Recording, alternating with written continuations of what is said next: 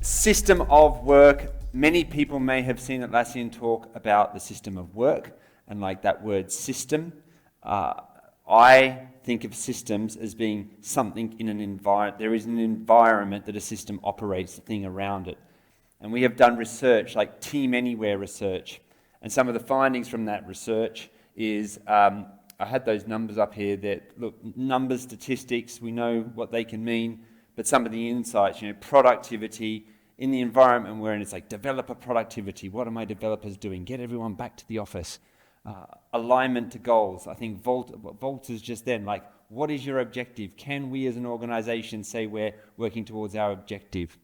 And no surprise that CIOs, I don't know what the other few percent are doing, are all rolling out new technology, right? And we know what a lot of that technology or where that spend is. So like, what's going on in the environment of our system, and how will we get to this future of work?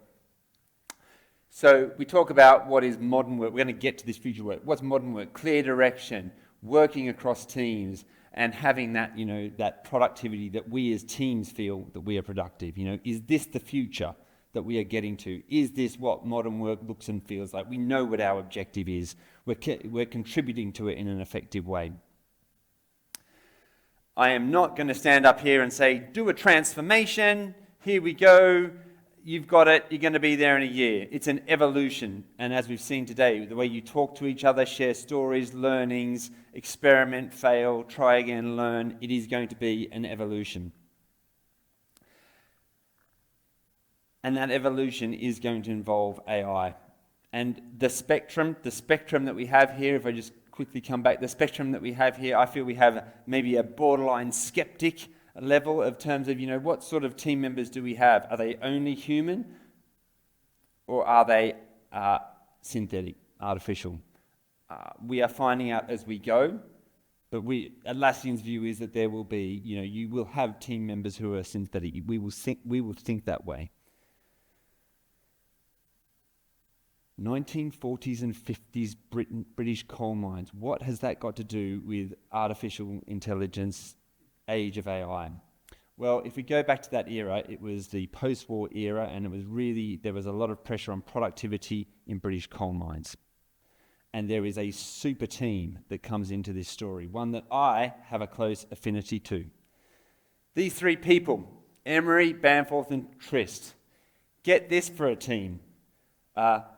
Social psychologist, 20 years in the coal mines as a coal miner, and psychologist / organisational theorist.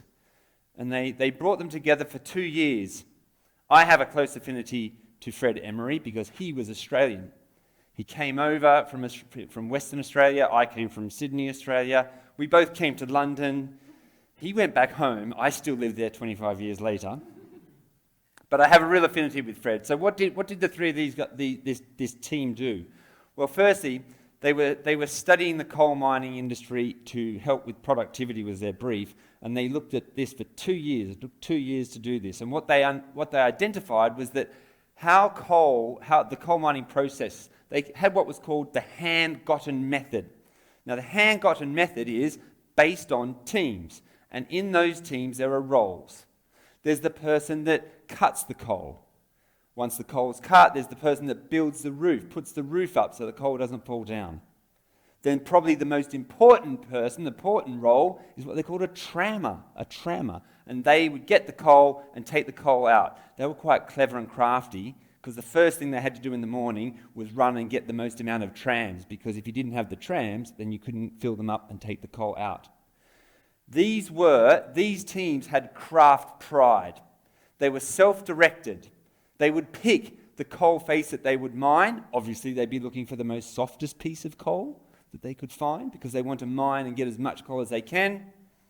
Equally, if it was a hard piece of coal, they were goal-orientated. They could decide how much effort to put in that difficult piece of coal, and essentially decide how much work they would do, because this is a dangerous environment.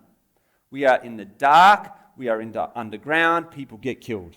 The team are looking after each other, but what's most important is that these teams, they're working essentially autonomously in the coal mine, But actually, from a societal level, they're looking after their families. If someone was injured, killed, they would support each other, they would support the families at the community level. But actually, there's very little middle management, because how do you control these teams when they're underground, in the dark, in like a hole? You can't see them and control them, tell them what to do. So they're working autonomously. Technology comes along, right? Technology comes along. Here's the story, right? Technology. New cutting machines, new trams, new rails, ways to get coal out. Management theorists, we are going to change methods. We are going to introduce what's called the long wall method, because we've got these big machines that can go along these walls.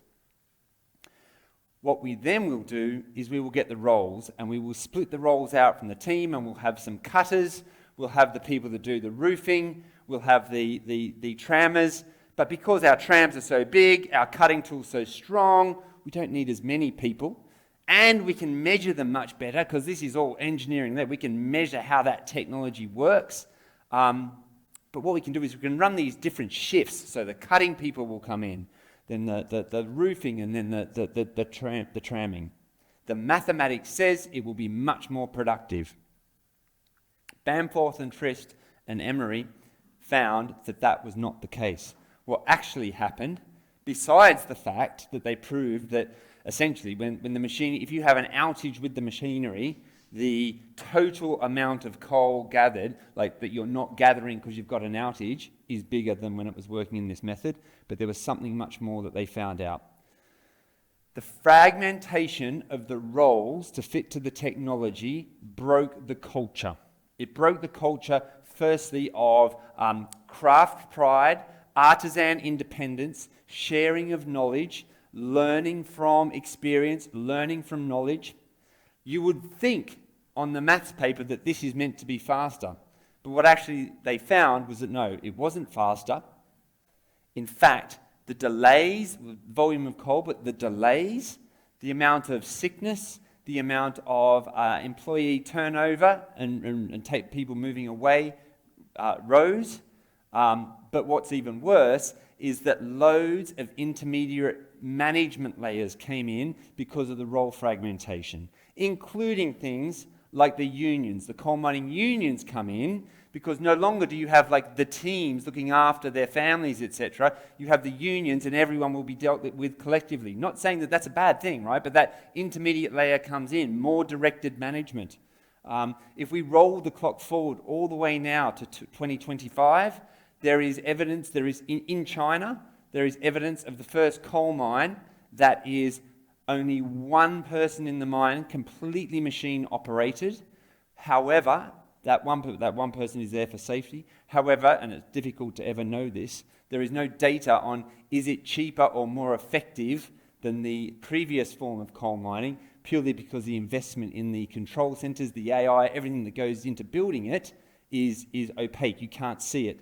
And that's what happened with the long wall method. That investment of engineering drove a problem. It drove a problem. Those CIOs making those investments, their 2, 3, 4 year investments into the machinery meant it was too big to fail. This is the way we were going. We're going to do these big machinery projects.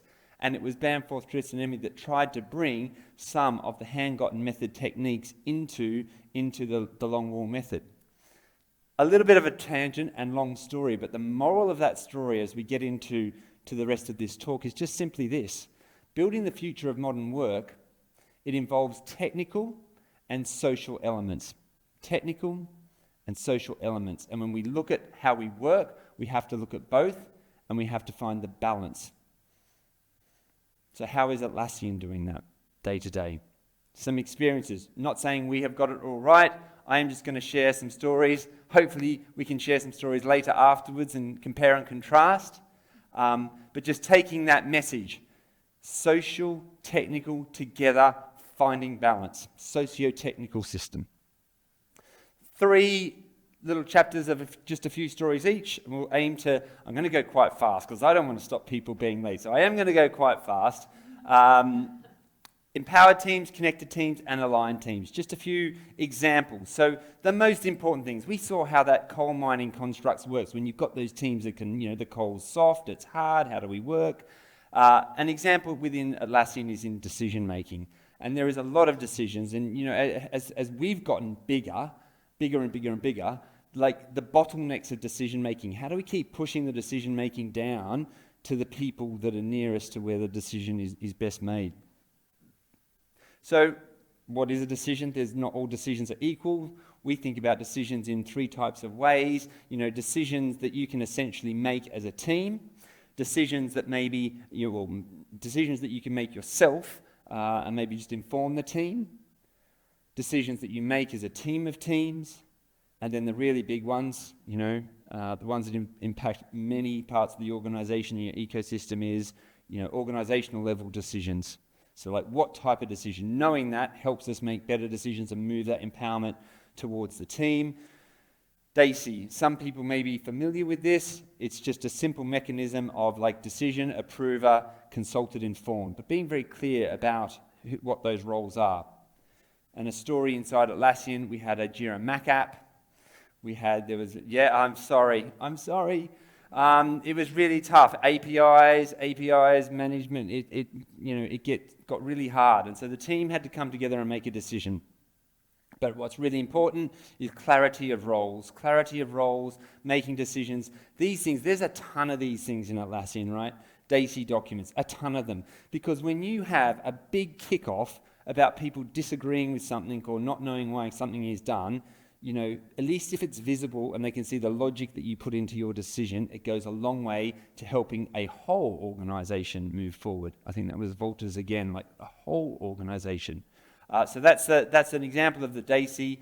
And there was, the options, really important, the options that you've considered and the one that you pick, the recommended one, is important for everyone to see, okay, I can see what's been considered and discussed. But we live in the AI age, and these documents, this particular one, I was not involved in this particular example, but I am involved in many of these DAISYs, and sometimes I have to present them up to whether they be leaders, but I'm actually more scared of other team members sometimes if they don't like the decisions.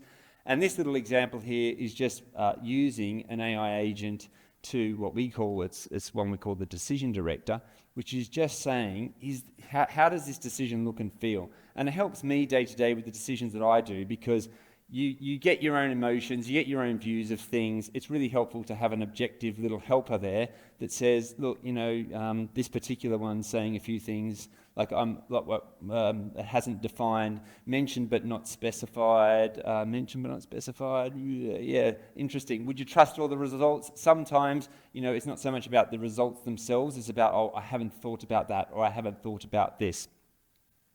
So that's one example of how we're using AI just to help. I use them day to day to help really structure conversations around decisions in the teams that I work with. The concept of team members, we're talking about these virtual or synthetic team members. I feel they do two different roles. And I was actually thinking about, Raymond, your analogy of vitamins and painkillers. Routine tasks you do all the time, and then like capabilities of other teams, like, the eazyBI support team where you just need that knowledge. It's sort of thinking about them in 2 different ways. So you could actually say that one is an assistant that helps you do something, and one has specialist knowledge that you don't have. And if we use these well, the future of like modern work, if we use these well, I was thinking the assistants, you see, they make time for you to take your vitamins. Whereas the specialists, they may be more like your painkillers, like, I just don't know, I don't know, help me fast.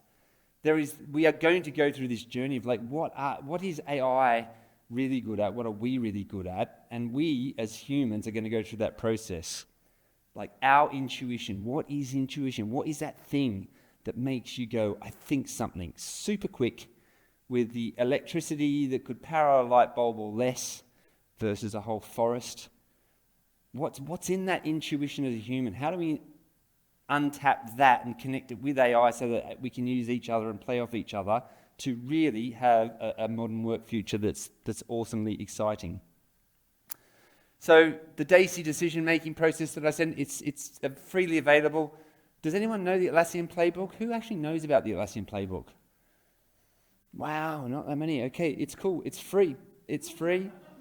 And you can even do them without, just do it on paper, do it on walls. Check it out.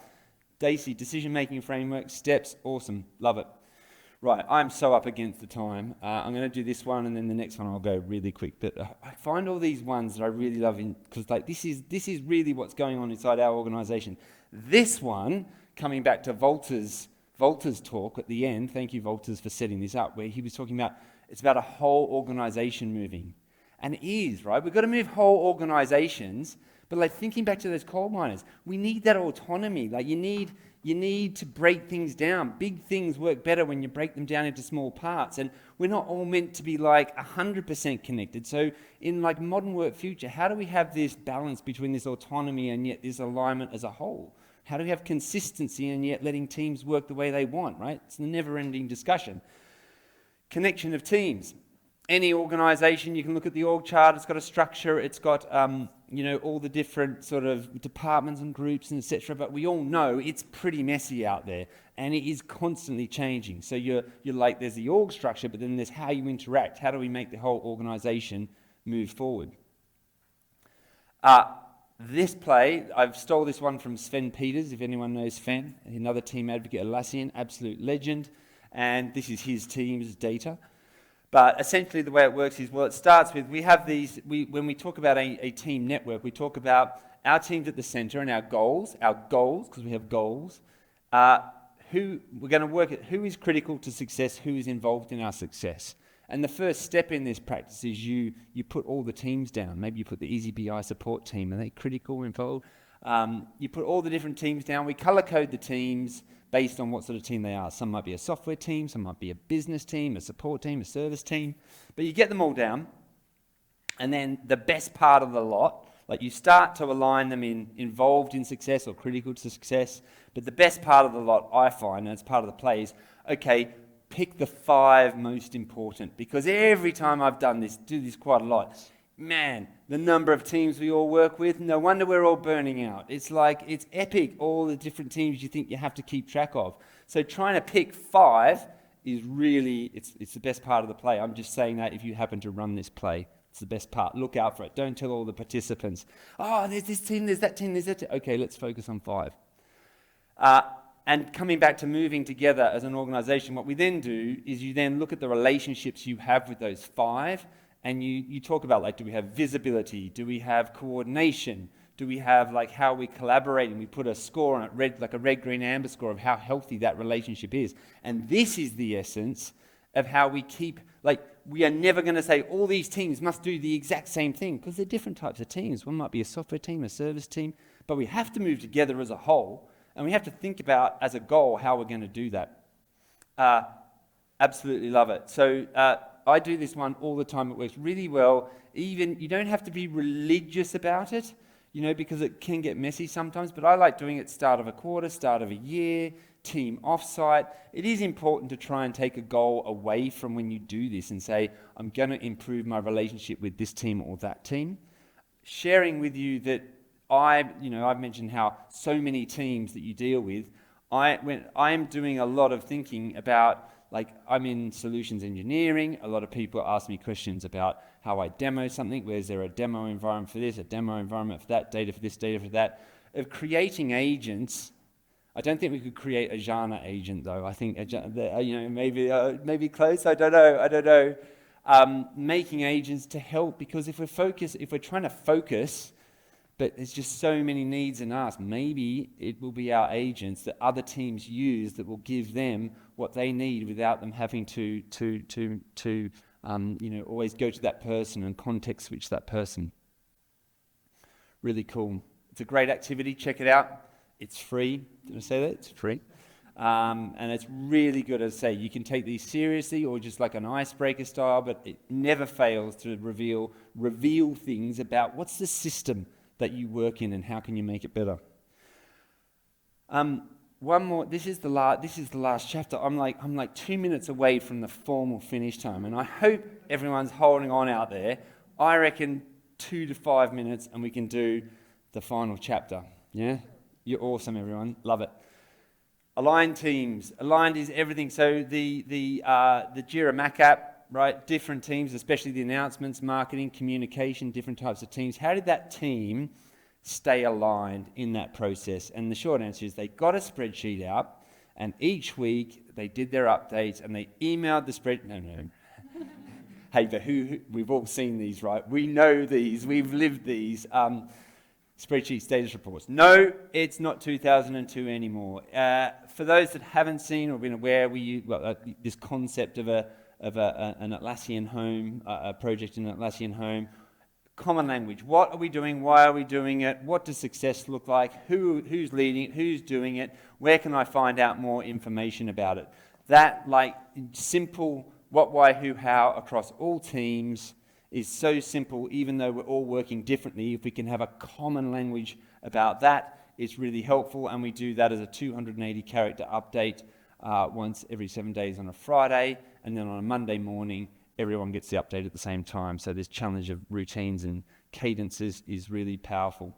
And I think this demo is going right in because you can dig in, obviously, into where's the work, what's happening with the work. I'm going to go at a pace because we're going to keep it tight. But yes, so staying up to date, different teams, different needs, doing it, 280 characters every Friday, and then on a Monday morning. And I generally, I do this reading mode. You come in, do your reading mode on a Monday morning, and you just get in sync, async, very quickly and easy with the projects that you follow.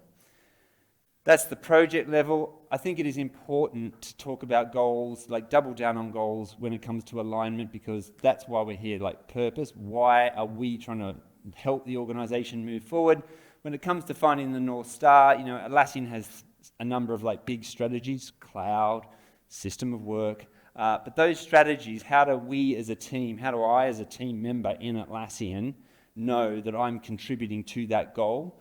So we publish our goals are on an internally visible page. I've had to obscure some of the information because it is company confidential. We're proper enterprise now. I have to cover up some of the stuff. But this is how it looks internally, right? And it's just there's a senior leader, and they have key results, and I go and look at those. And we're coming into change of financial year for us at the moment right now.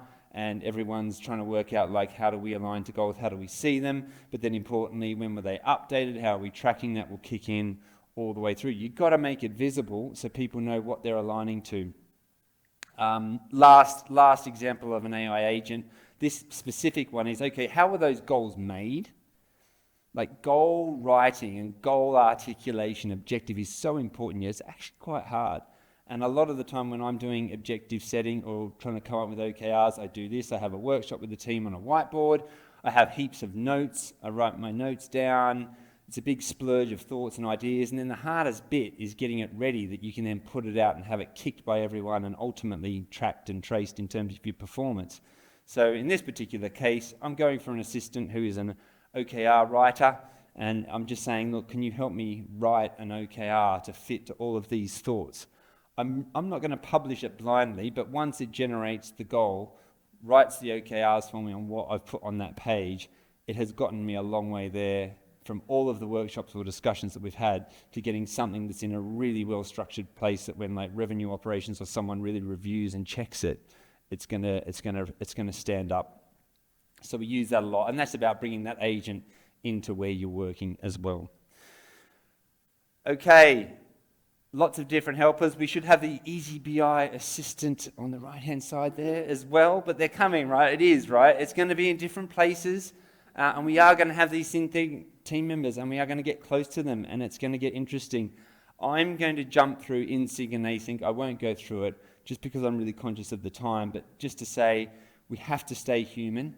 We have to stay connected, maybe not synchronously, but when we switch to permanently distributed, we've seen a change in our attendance or engagement with, instead of having a town hall where everyone comes into the office, etc., we do State of Atlassian now, and the readership on State of Atlassian, it comes out once a quarter. MCB does his Loom, and I'll sort of really drill into this. It's so important to hear and see people, but do it in a time that you can work with, whether you're busy with work, customers, family, whatever it is. the number of views and how we engage with this, how the leaders give us that reminder of the goal, usually that you're going to have to change stuff to change to what's going on in the market, and this ability to have both the sort of data, but the human. We have to keep that human element, and that works really well for us staying aligned. You have been an awesome audience. I have been going at a really cracking pace, and I just want to pause and say it's about social and technical coming together. Like, if there's one takeaway, when we saw that engineering in the coal mining example, right? We're going to go on this technology train. We're already on it, and we have to think about how we blend the two together very intentionally, and look forward to comparing stories with you. So, empowered, connected, and aligned teams. And we will go on our journey, but it's going to be your own journeys, right? Everyone's journey is going to be slightly different, and I really look forward to sharing with you and hearing from you as we all go on this journey together, maybe even at the next eazyBI Community Day. Thanks so much for listening, and we'll finish that there.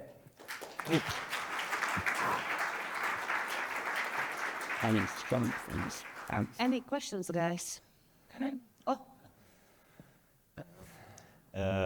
So I have a question. So you are showing you have a lot of different these agents, and so that reminds me. So how do you manage them, and so who creates them and manages them? So it reminds me it's similar as in old days. Yeah. So there was some Jira instance with a lot of custom fields, and each team is creating their own custom field because so they can't use the common one. So isn't it nowadays so that each team is creating their own agent, because so they can't use this centralized one? So do you do these agents in a distributed way or in centralized way? And how do you do it internally in such a large organization? Great question, and I day to day am seeing a real proliferation of the agents. So at the moment, it is at the org site, org wide site. Like we have one site that we use in the whole of Atlassian that's for everything, right? It's called Hello. So there is a lot of agents that have proliferated on that side. Now the categorization, grouping of agents. Is not there yet. We're going to need to do that. I find it a hard balance as well, because can you do innovation in prompt engineering? Like, how does prompts, because I look at many of my friends' agents and I take their prompts and I go and change them. Now, if I couldn't see their agents, I couldn't get their prompts. So there's this, we don't want too much proliferation and craziness of agents. Yet we do, at this particular stage, I think it's helpful for us to learn by looking at other people's examples. We have, when you look today, right now, and I know that categorization is something that's coming to manage those agents, and it's going to be needed. But if you look today, right now today, you see how many users there are of an agent. So it says little box, and it says 10 users or 5 users or 100 users. It's a bit like an App Store rating, if you think that. It's a fast way to find what's working for people. But it's a risk. I have seen a couple of examples internally, whether it's the goal setting, because the whole organization is doing goal setting. So you see a million different styles of goal setting agent. I think this is something for us to face in, an opportunity and a challenge. At the moment, learning and exploring prompts, I think, is important for everyone. So I would be an advocate. Of trying to say more open than closed at the moment in the proliferation of agents. Maybe we talk in the bar after as well too. This is a hot topic. Yeah. Any other questions? If not, then thanks a lot, Chris. As Chris said, we can still talk to him.